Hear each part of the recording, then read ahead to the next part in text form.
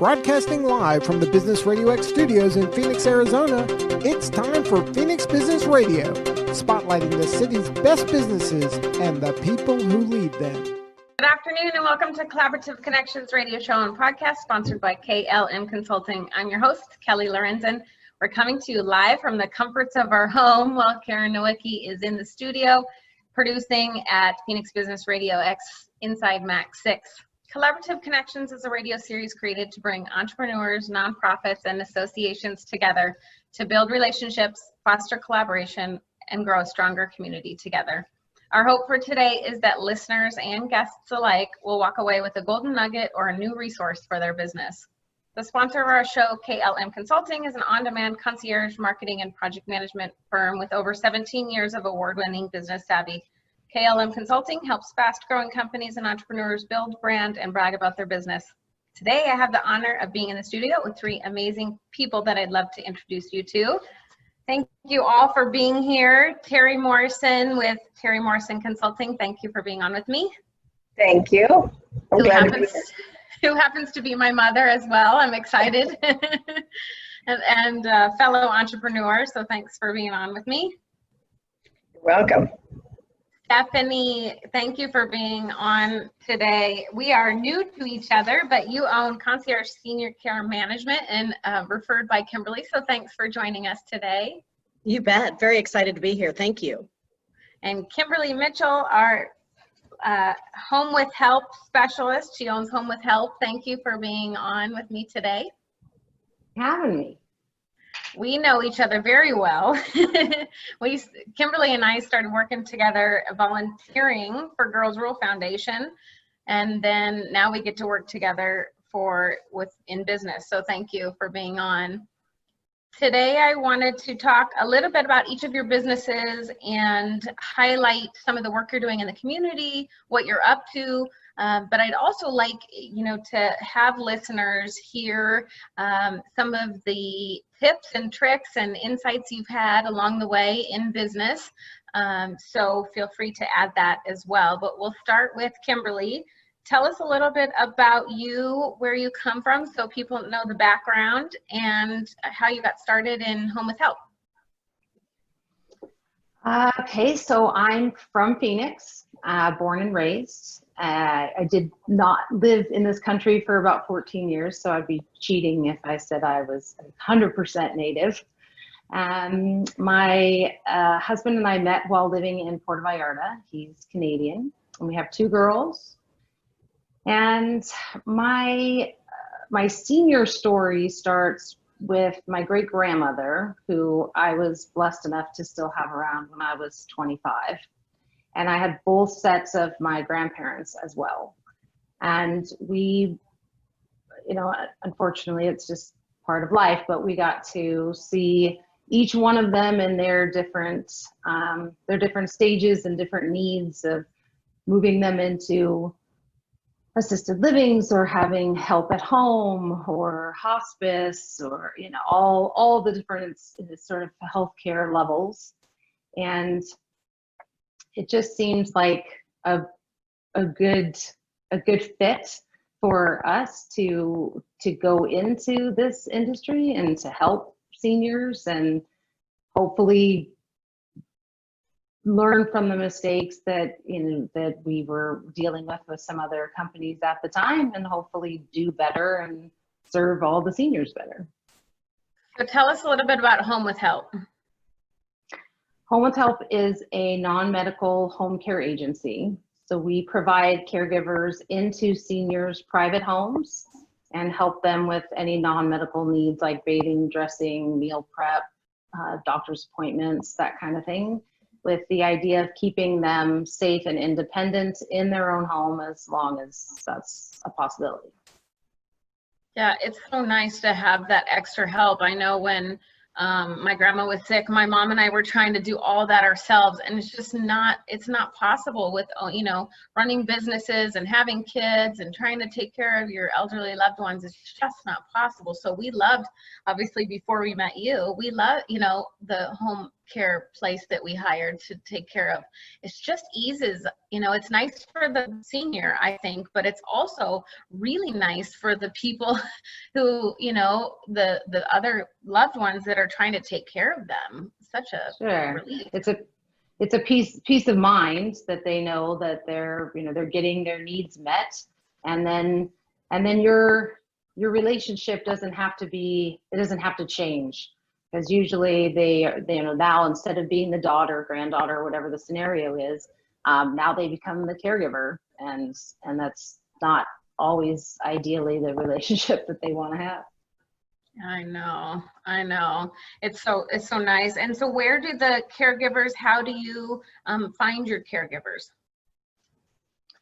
The best way is when we get referrals from other caregivers.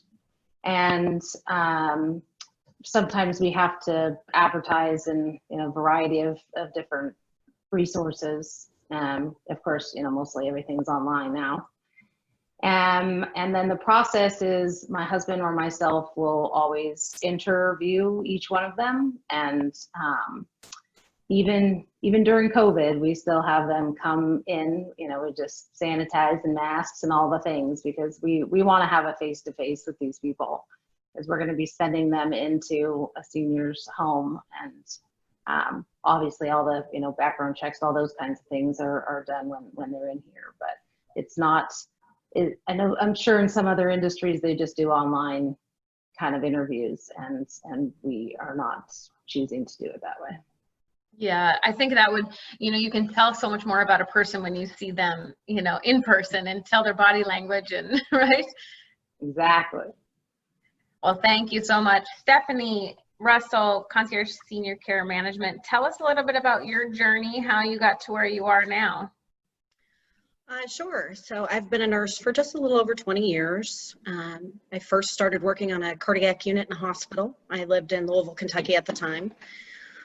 Spent many years in the hospital systems, more the acute care setting, did some traumatic brain injury units, skilled rehab, a little bit of hospice at that time.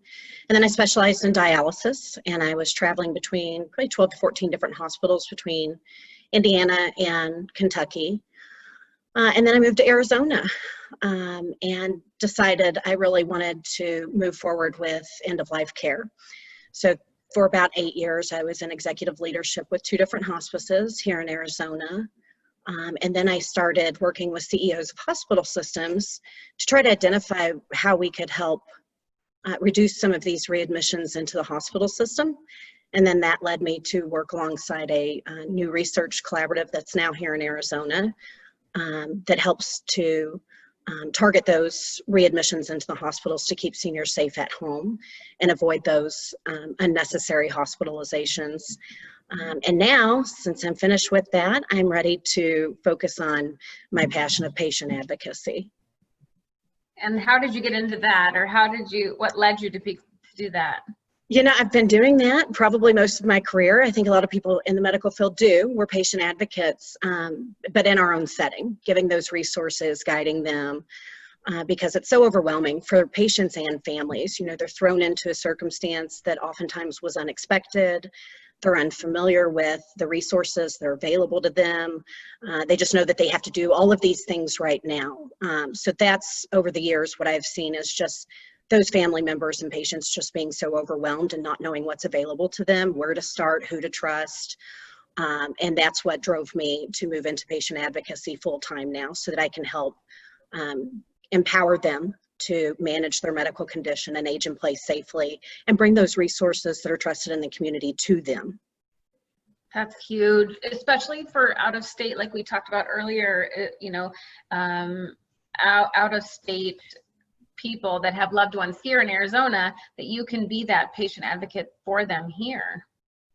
Yes, and with technology, now we're all using it because of the pandemic, but I'm actually able to be that person who can do the LinkedIn or the Zoom platform, FaceTime, whatever we need to do to have the family be as involved as possible.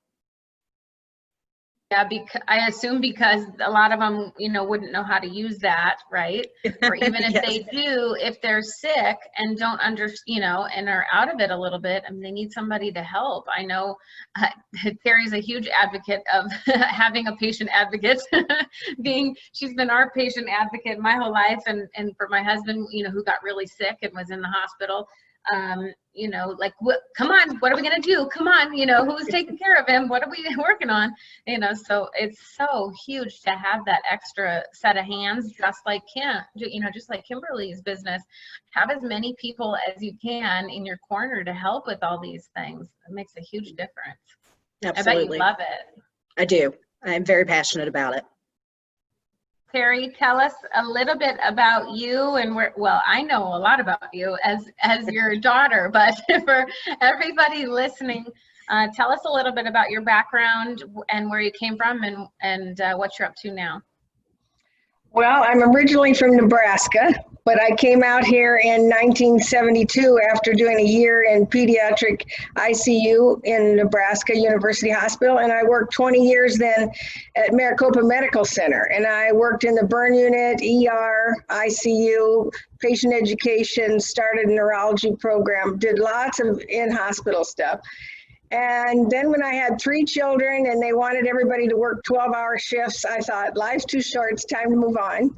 So I taught at Gateway Community College, a nurse tech course for a while, and became an advocate for the American Medical Association Alliance to help with tort reform. And then I was a rep for a home IV infusion company in DME, which really taught me the sales aspect on top of the teaching career and bedside nursing I done.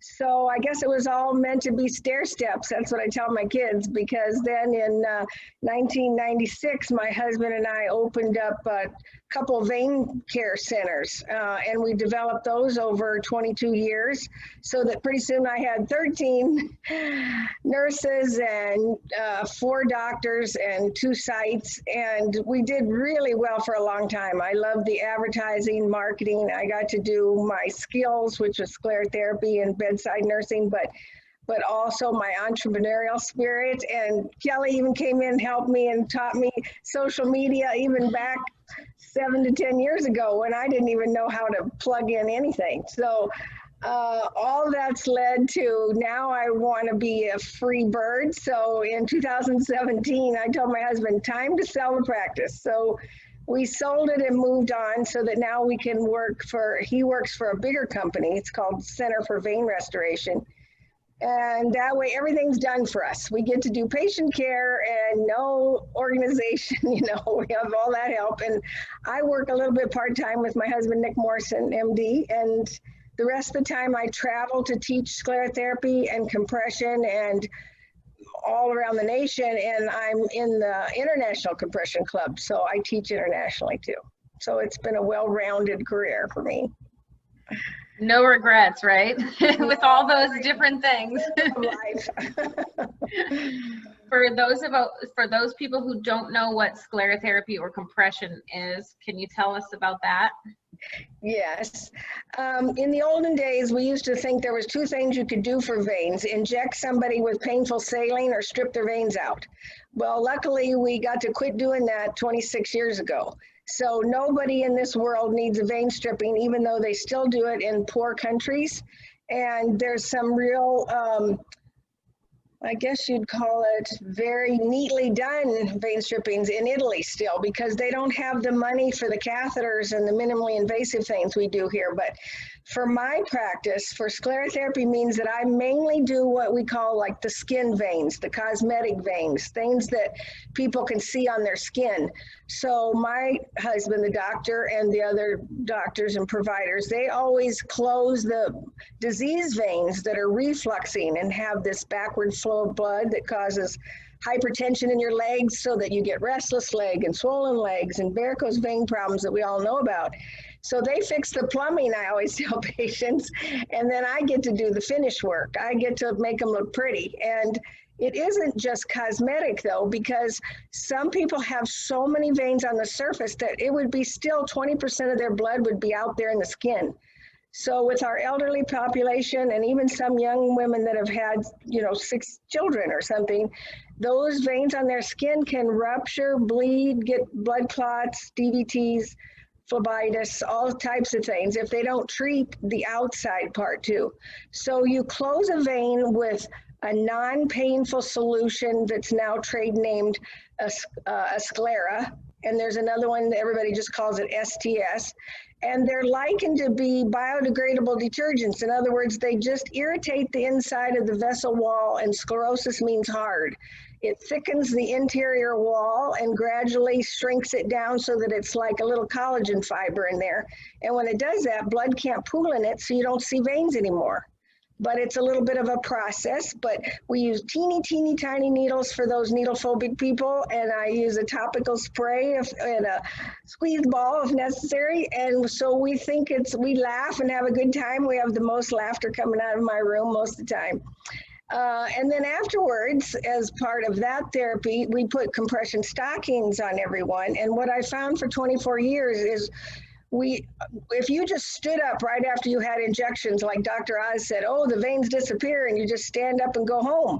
Well, no, because then the blood dilutes the medicine right away, and you can get bruising, matting, staining, lots of side effects. So if you cover it up with a good dosage, we call it compression, it's like getting aspirin. Do you want a baby aspirin or do you want a full aspirin?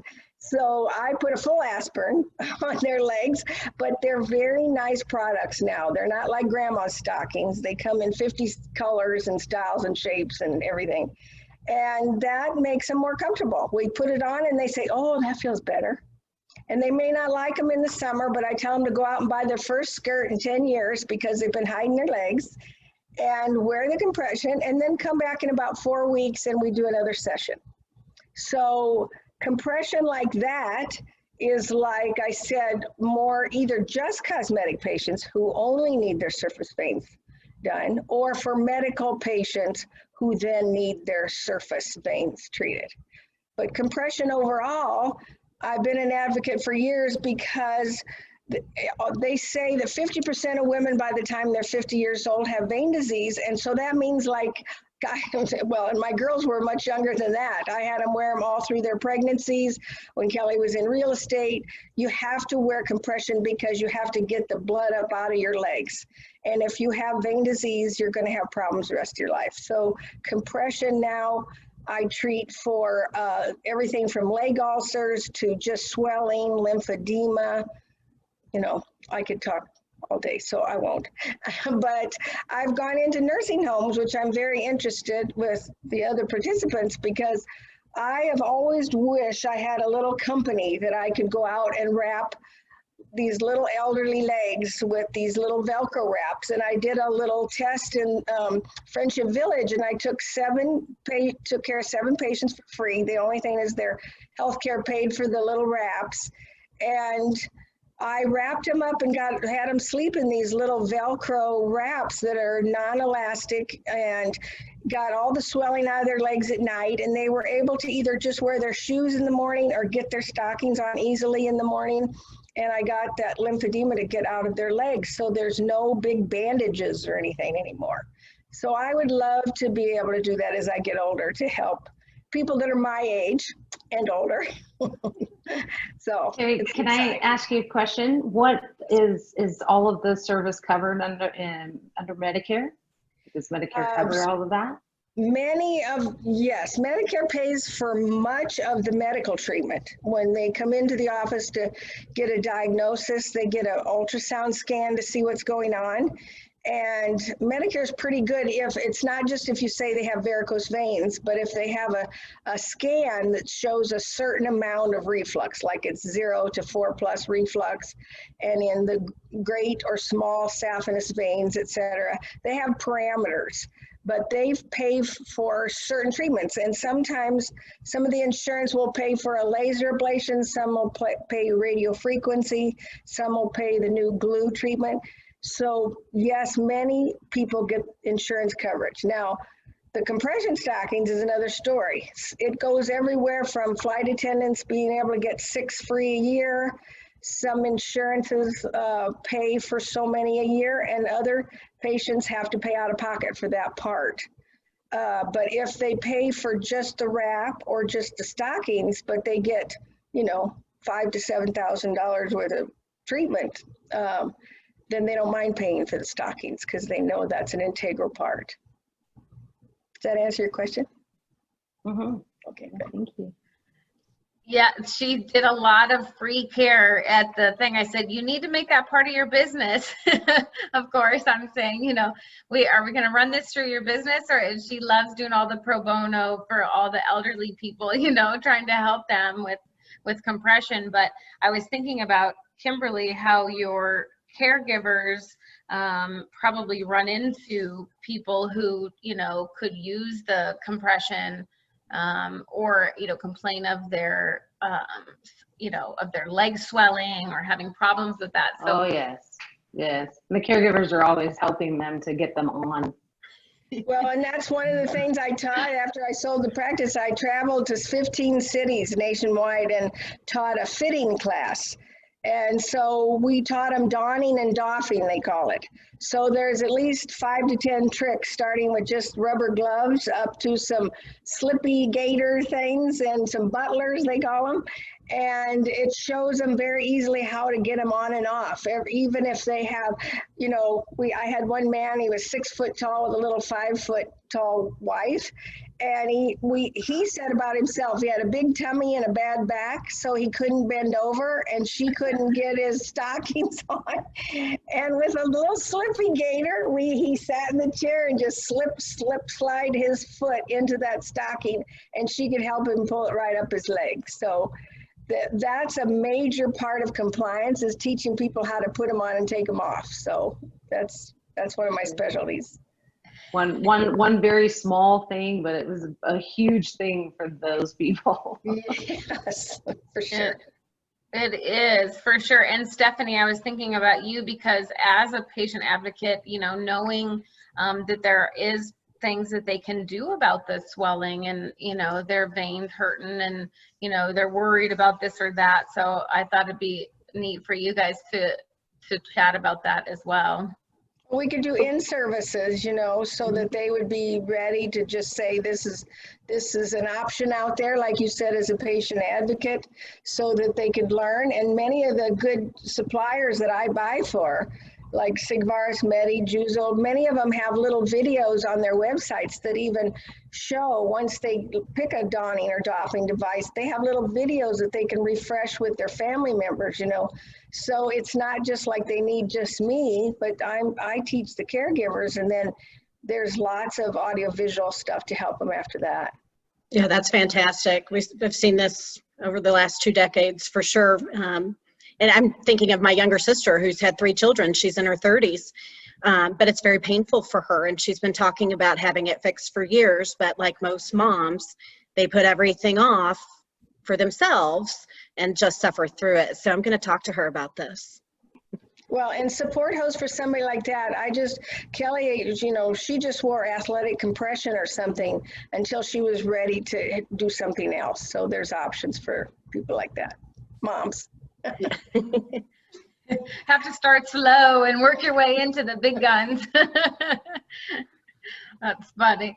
Kimberly, tell us a little bit more about why somebody besides elderly people, you know, we're talking about young moms. Tell us a little bit more of other people that would use a caregiver.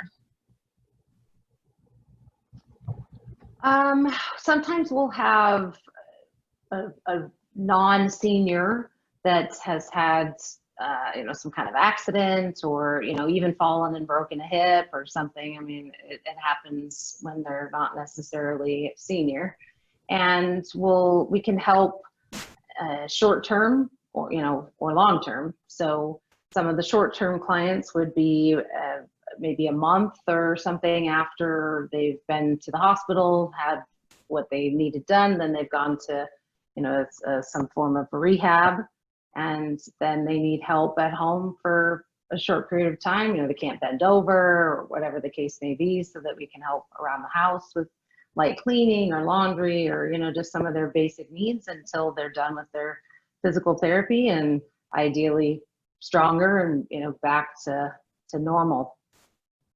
Have you been seeing more now for, non-seniors who, let's say they get COVID and they're the only one in the house, with kids? Are you guys helping anybody that's had COVID that, needs extra hand because they just can't do anything? The only COVID patients that we've had have happened to have been seniors. Oh, okay. I personally haven't had any yet, anyway, that were younger. Yeah, I worried about that. They've all been seniors. About, what if they were a single mom, like we were talking about moms, and they were the only one to help and they got sick, like who do you call to, to come in and step in and, like you said, get the groceries or do the laundry or do all the stuff that if they're, my husband had COVID for over 2 weeks. He was 15, 16 hours a day sleeping, I was it. So if they only have one person in the house taking care of themselves or somebody else, that'd be a huge plus if they had caregivers, even if they had to just, drop stuff off or do their laundry somewhere else, Oh, sure. Yeah. Yeah. I mean, we would be more than happy to help. I just haven't yet come across somebody in the, sort of the younger generation. It's the only positive ones that we've had have been seniors. Yeah. Well, and then, all the services are still the same, really, just different age. And the companionship piece of it, speaking of COVID, you do a lot of that, I assume, especially like when we were talking about Stephanie, if she has the, patient advocacy side, and you could have the, the companionship side for people who have out-of-state family and they're the only ones here left, the seniors that are left by themselves. Oh yeah, absolutely. And there's some that are moved back home or moved back to a home or, a nanny pod or whatever the situation is, and out of some kind of independent living or assisted living. There were the isolation, they were used to the activities and, the going down for meals and all these kinds of things, and not even necessarily like fearful of COVID per se, just not wanting to be left alone so much. So we've had quite a few that don't have a huge amount of maybe physical, personal needs and things that we need to take care of. They just really need to have another human being be around them. And then, of course, it's one-on-one, so the risk would be a lot less, exposure from a lot less people. Yeah, I agree with you, Kimberly. It's so necessary, the isolation, and it's just such a necessity to have that. It improves quality of life, and things have changed for them. Oh, and we're going on 6 months now. And I deal with families who thought, like they were taking their mom or dad to an adult daycare center, Monday through Friday.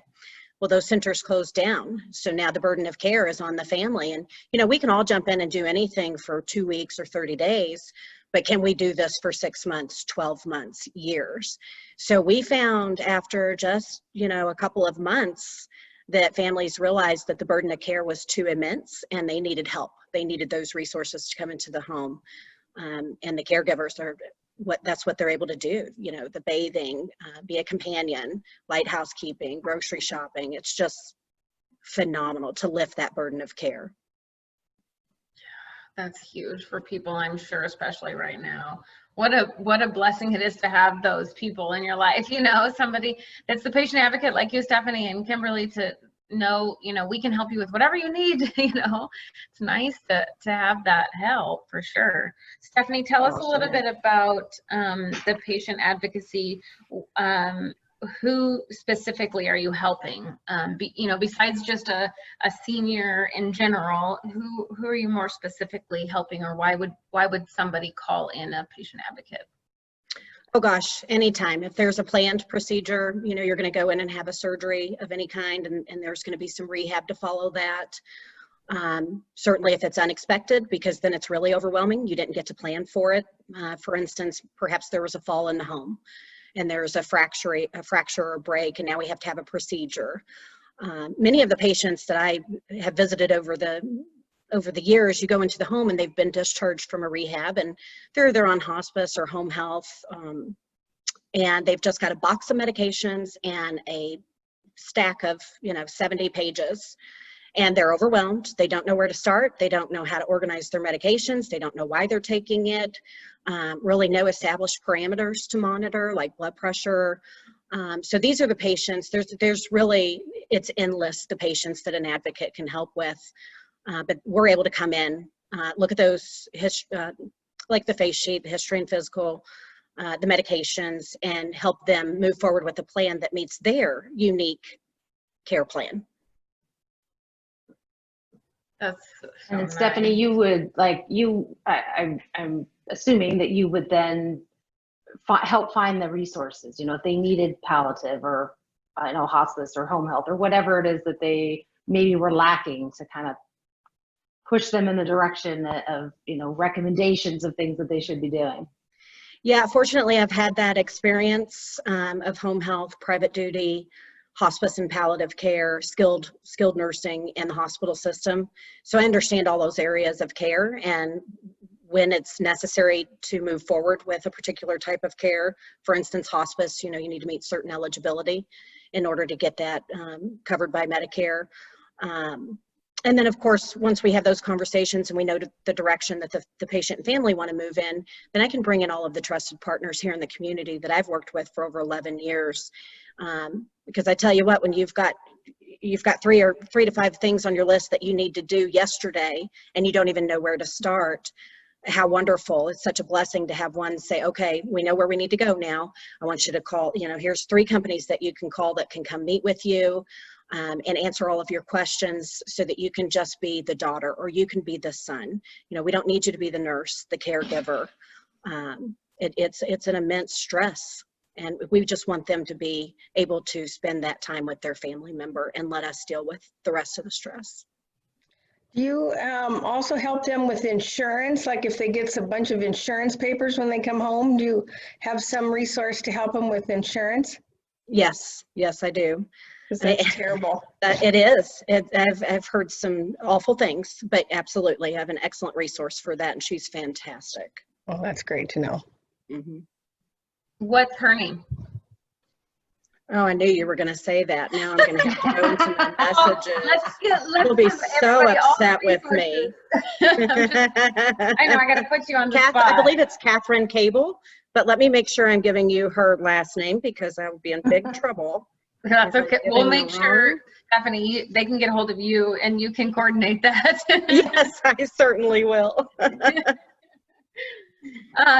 In homes, Kimberly, totally off subject or changing the subject, in the homes, is there a license required for home care agencies? Not in Arizona. Unfortunately, there's really not a lot of oversight in the industry. So technically anybody could go and just get a general business license, get some brochures and business cards, throw up a name, and kind of, off to the races. So I always recommend to people, there's a local, it's called ASNHA. So it's the Arizona Non-Medical Home Care Association. That's our local one. And then there's a national one as well if people are in other states. And they, part of their association rules, as an agency, we have to have all W-2 employees. You can't have 1099 caregivers. So it ensures that they are covered under all of our workers' compensation and liability insurance and all those things. So God forbid something happens in the home, they don't go after the client's homeowner's insurance. And they check like that everybody has certain levels of insurance. The best oversight is agencies that are contracted with the state through our Arizona Medicaid, which is here is Access, or Altex is the Arizona long-term. And those agencies like us that are also contracted with the state, we get audited from each insurance company that we're contracted with. And so, they're making sure that all the agencies should be doing background checks. They all should be making sure that they are, have had the training and all the things that everybody would like to think that all the caregivers have and that the agency is enforcing. But since there isn't oversight other than that, then that's really the only way to know. Yeah, that's good to know for all of us, right? So if we're looking, I mean, obviously we'll use Home with Help, but if people were looking for, to bring caregivers in, it's, you kind of just go off of somebody, like a referral from somebody you knew who had it, or, you met them in a networking group. But what a nice thing it is to know, hey, are they contracted with the state? Do they take access, or do they take these things that contracted with Medicaid? That's an easy question, right? To call and ask if they're contracted with those things, then they're at least having to be audited. Is that correct? That would be correct. Yeah. And you can have the peace of mind that they have the insurance, they've done the background checks, all the I's are, dotted and the T's are crossed. Well, and to have a family who, you guys are a family, and to have a family-owned business makes a huge difference, I think, to, you're taking care of other people's families as you would your own. It's not like a huge corporation, that's why I always advocate for small business, and for family-owned businesses, and entrepreneurs, is because they care, right? Or else they wouldn't be doing what they're doing. Well, sure. All the sweat and the grit and everything that it takes to do it. I mean, you got to have the heart in whatever it is that you're doing. Otherwise, it's not going to be very successful. That's right. Speaking of entrepreneurship, I'd love to have each of you tell us a little something you wish you knew when you started in this journey, or a tip that you hope that everybody in entrepreneurship would know. Kimberly, is there something that comes to the top of your mind, that going through this grit and using all your resources, right? sweat and tears? Well, so personally, the first thing that kind of comes to mind, especially as a woman and a mom, is the self-care and the taking our own, be it exercise, physically, mentally, spiritually, whatever it is that's your thing, to make sure that you kind of checked all those boxes, because it's very true that if you aren't taking care of yourself, it's almost impossible to try to take care of everybody else. From a business perspective, I think I would have hired a bookkeeper person right away instead of doing it myself for the first year and then hiring one. And I mean, it's all worked out fine, but I think if I could go back, I think I would have done that sooner than I did. Absolutely. I can second that and triple that and whatever. It's huge to have that burden off your hands, to not worry about one less thing, right? I say, do what you're good at and outsource everything else. That's my famous line. Because there's no reason for, what you're good at, and it takes you, and you're very efficient, right? If you're good at it and you like it, and that's why you started your business. But what's the point of spending hours and hours to do something that, could take somebody else 15 minutes? I mean, can you imagine how fast these bookkeepers are to do the numbers? I'm like, I am not a numbers person. I do not ask me to do any numbers. That's funny. Stephanie, tell us something that in business, in your journey along the way, that you wished somebody would have told you, or a tip along the way. Oh my gosh, the social media. I know I'm not alone. I know I'm not the only one with a business that has no clue how to work Facebook or LinkedIn. So that's been my biggest challenge. I have allocated some other things that I'm not good at, and thankfully I've got a good support structure surrounding me that can help me manage those things so that I can focus on what I'm good at. But yeah, social media. Who knew it would be so challenging? My 5-year-old son could probably help me do it in a few years. I don't know. Kelly's your best option. Yeah. Yes. I am working with Kelly. Thank goodness for Kelly. I could never do what you do, Kelly. Oh my goodness. You guys are so sweet. One client said to me, it took me 2 hours to post that. I didn't know what to write. I didn't know how to write it. I'm like, oh my gosh, just please email me. I'm like, I can even do concierge like on demand. Like, don't just send me what you have. Don't waste your time, you know? It's a huge difference. Terri, tell us something that you can think of along the way. You've taught me a lot about entrepreneurship and motherhood and self-care, and I wish everybody could have a mother like I did. But tell us something that you thought you know was a huge win for you, or a tip that you wish you would have known before. Well, the top two things I thought of when I looked at you is that I finally said to my employees one day, you know, I used to tell my kids that when your dad and I leave for a vacation, I know you're sad, but I come back and I'm a better mom when I get back. Well, I'm telling you that. You don't like it when Dr. Morrison and I go on a vacation because then you get a little slower, but you know what? I'll be a much better boss when I get back. So that was a really good thing I did. I think the thing that if I could go back, I grew us so fast that if I thought about doing it again, I think I would have liked to stayed in place a little more. Like we kept expanding and moving to bigger and bigger offices and expanding to Mesa, Tempe, Scottsdale, all that type of thing. And if I look back, I think I would have liked to had it, kept it just a little smaller and maybe made people wait a little longer to come see us or something. But overall, I loved it. I love the family and the culture that we grew together. Was a family atmosphere, and I would redo that if I wanted to grow this company again. If you want to expand what you're doing now into more and more states and countries, let me help you. I keep pushing you.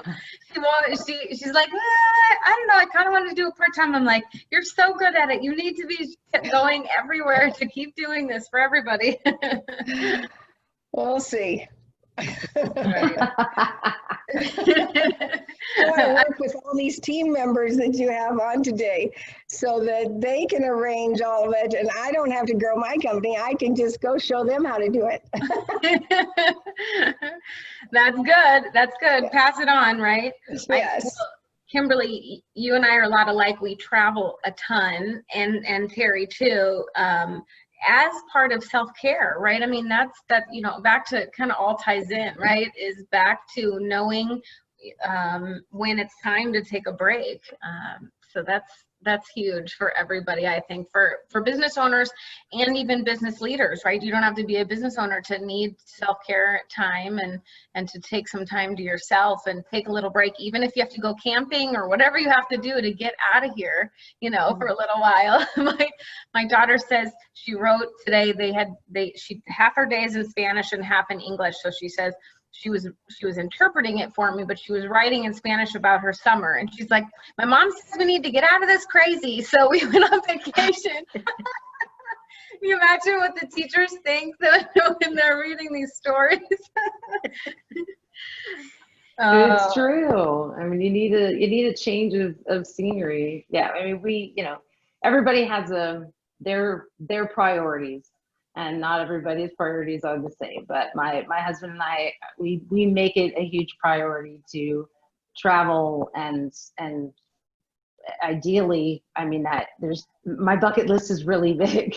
So I have many countries and many places that I would really like to go see. And we are firm believers that the kids the education that they get when we are in other countries and, depending on where we are, sometimes they are very grateful because they see how other people live, and it's a different kind of education than what they're getting here in school.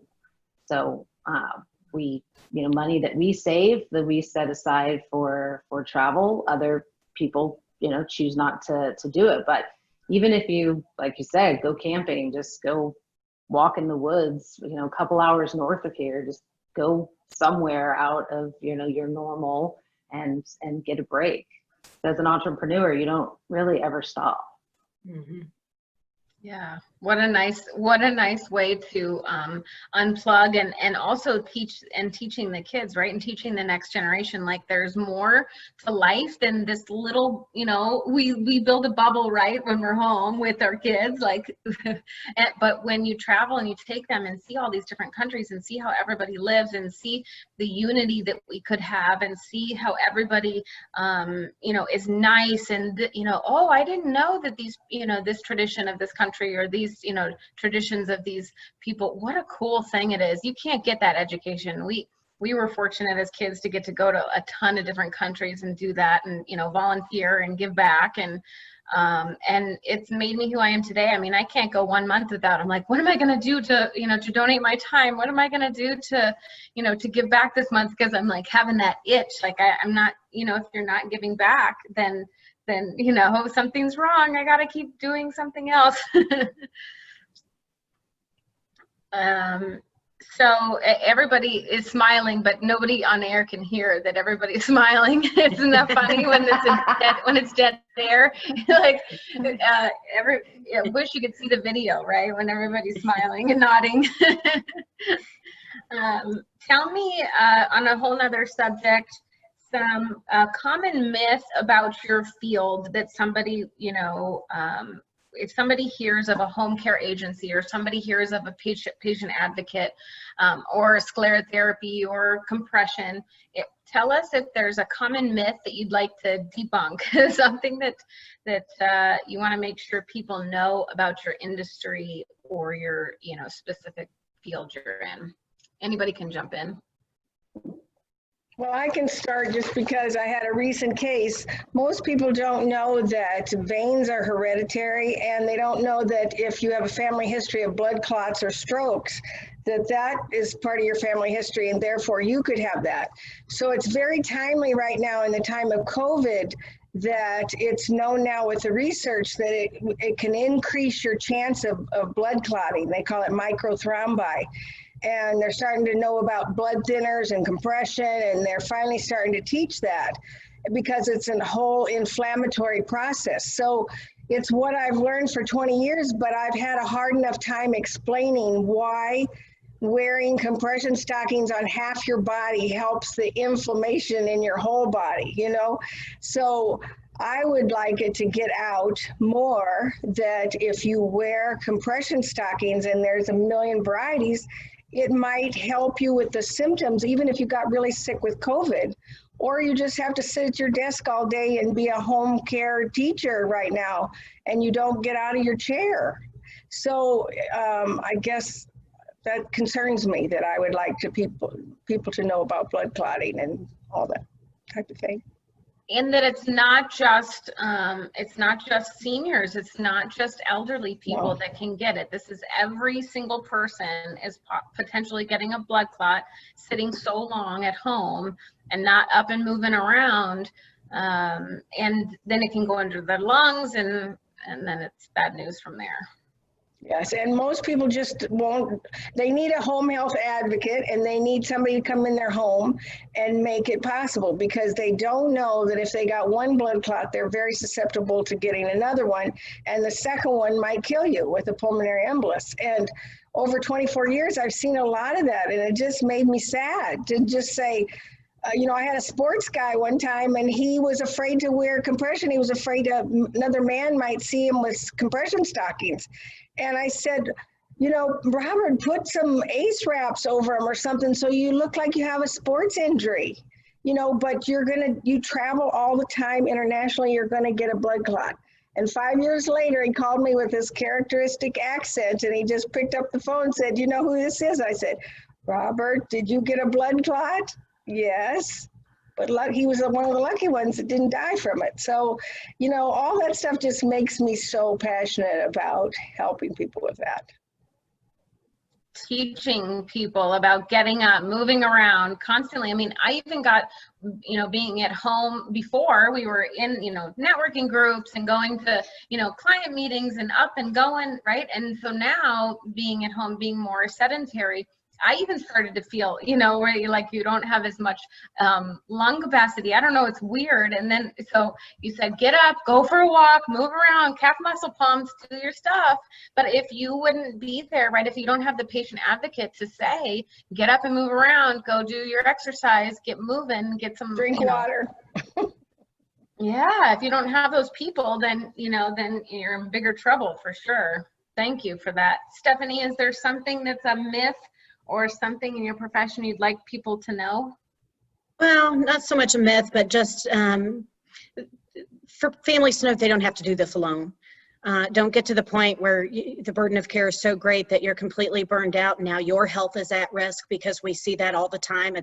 That is not a myth, that is accurate. The burnout and burden of care can actually impact that person who's doing everything alone. So my advice to them is just to know that you don't have to do this alone. There are a ton of resources, and a patient advocate can meet with you and help you find an easier path and decrease that burden of care and get the care that you need in the home. Great.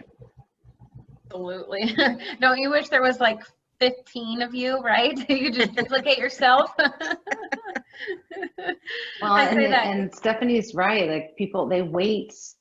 If they're even thinking that they need help, or their spouse, they need help because their spouse needs help, or whatever the case may be. And it's partly that generation of you just push through, and I can do it, and I am independent, and I don't need help, and all these things. And it's like the idea is not to take away any of the independence. And I think that's a myth that a lot of seniors have. Yes. Is that somehow if I ask for help, then somehow I'm going to lose independence. And what they don't realize most of the time, until we get somebody in there and they have it for a little while, and they're like, of course, well, I should have done this a long time ago, because it really makes them more dependent. If they couldn't drive, and now all of a sudden we can take them and they can still go to care appointments and go play cards and do whatever, that all of a sudden they actually have more of a social life in that sense, and it really keeps them to be as independent and safe as long as possible, instead of sometimes their way of thinking is somehow they're going to lose that independence. Yeah, I've seen families in tears. They just have been trying to navigate things like the VA, or just do all of the care on their own. And then they've come to find out that we could get all of this set up and paid for through their VA benefit. It literally, I could come in and meet with a family for under 2 hours and give them the solution. A lot of people think that a patient advocate needs to follow you for months or maybe even days and weeks, but generally the solution is within the day, same day visit. You follow up the next day and give them the plan of care and the resources, and now they've been empowered to move forward. They have a clear thought and a clear path, and they've avoided months. And for some of the patients I've met with over the years, they've avoided years of heartache. And you can't put a dollar amount on that, right? No. I mean, there's no dollar amount that would take that to be able to have the relief and the time back. I mean, right? To be so nervous about all of that, whether it's caregiving or patient advocacy or compression or worrying about blood clots or any of it, or even in entrepreneurship, giving my clients their time back so to do what they love. It's right. There isn't money that you can put on that, I don't think. Mm-hmm. Yeah. I think the thing as a personal is that Kelly really helped me with my mom, her grandma, is that she was a Depression era baby and didn't want to spend any money. She was very prideful that if she was going to spend the money, it was her money to have somebody come in and help, not for us to pay for it. So we had to sort of talk her into it, like you said, and we could have used the advocate to convince her to take the emotional side out. But once we got somebody in there and just said, let him make you lunch, Mom, and fluff up your house. And Kelly said, just think of him as your little helper, And once she saw that it wasn't like somebody going to come in and be domineering with her, she you know, pretty soon she was like, oh, they're going to help me take a bath. I don't need you to help me take a bath. Like, you know, she had her privacy back in a way, you know, she wanted them to help her, not us. And so it was very cute because it gave her spunk back. It was very cute. Yeah. And then you got to be the daughter and Kelly got to be the granddaughter instead of you being the caregiver. It was great. It's huge. You made a huge difference. I said to my mom, I said, how much are we, you know, how much are we making, right? And then how much are we spending to help her go to the grocery store, right? Or that. I said, let us pay for it. Oh my gosh, if she's not going to pay for it, I'm paying for it. Because it is not like, I want to go sit with her. I don't want to run, you know, into all her different things that I got to go do for her so that I don't have time to sit with her. Yeah. And talk to her and spend time with her. It changed the dynamics, and that was the greatest thing.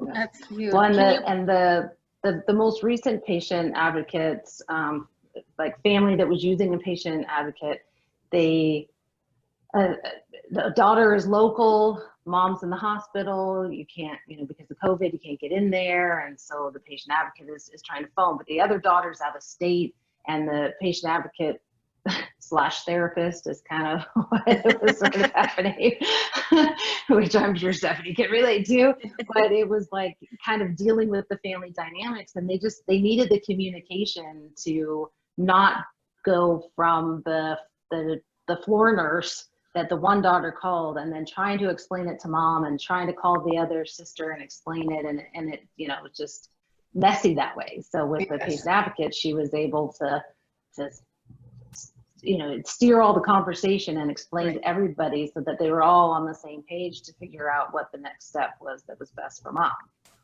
Absolutely. Yeah, that's huge. Well, can you believe it's almost been an hour? We could talk for another 2 hours, I think. Before we end today, I'd love to know if there was one question that I didn't ask that you'd love to tell our listeners, and how people can get a hold of you. So a website or a phone number or an email address, either way. We'll also have it on the website, Phoenix Business Radio X, for after, and it'll turn into a podcast. But in the meantime, is there something that I didn't ask you? And then how can people get a hold of you? Stephanie, I'll start with you. I don't know if you've left anything out as far as questions. I think that was fantastic hour that we just spent. The best way to reach me, I always say, is on my cell phone. I've had this phone number for over 15 years, so I apologize. I used to live in Florida. It is 727-385-9185. Email, if you're an emailer, srussell.cscm@gmail.com. Thank you so much. Kimberly, what about you? Anything that I didn't ask you or you want to mention, and then how to get a hold of you? The only thing additional I can think of is that outside of normal business hours, our office phones are always transferred to mine or my husband's cell phone. So even if they're just phoning the office, you know, number, and it's, you know, 6, 7 o'clock, whatever the case may be, but they can reach us 24/7. I, you know, prefer you don't call in the middle of the night unless it's an emergency, but you know, that's what happens sometimes. The office number is 480-941-0200, and the email is care, CARE, @homewithhelp.net. And you can find them anywhere on any social media site, and the website's redone. We're all set. And thanks to Kelly, you can go on LinkedIn, you can go on Facebook, you can go on Instagram, you can go on the website. And very soon I'll be there because Kelly's helping me. Thank you very much, Kelly. We were saying yesterday, I was saying to my mom, wait, we haven't even looked at your stuff in years. Uh-oh, we better get back to that. She tried to update me yesterday because it turns out with having 3 companies in this last 20 years, I had 3 different LinkedIn pages still open. So she's trying to help me consolidate those. So I'm the same with you about phone is probably the best, but I don't answer phones because I think it's scam. So I get so much spam and scam. They're still trying to sell me warranties for cars I haven't had in 12 years. So texting me on my phone number, 602-692-7066 is really good. And I have posted my long business name, which is Terri at TM@TerriMorrisonConsulting.com, but an easy one too to remember once you know my name, Terri Morrison, that you can look up on anything. Terri Morrison 2002 at yahoo.com, and that's probably when Yahoo started. So just think of that. Thank you all so much for being on. I loved having you all on the show. You've been listening to Collaborative Connections radio show and podcast sponsored by KLM Consulting. Clients of KLM Consulting can continue to do what they love while having the support they need, because we offer business development, concierge services, ongoing consulting, marketing, project management, and social media training. Tune in on the third Thursday of every month at 1 p.m. Until next time, happy connecting.